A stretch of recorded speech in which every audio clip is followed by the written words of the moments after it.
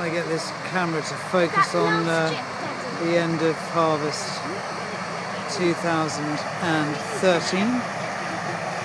It's been a harvest of a bit of a sort of good, bad and the ugly.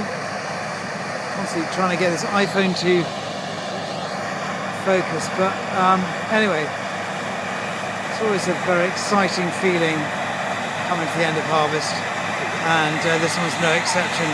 I think it's going to be an average harvest. Yields have been up and down, but at the end of the day, there's something in the barn. Last load of grain coming in the grain store. The full grain store.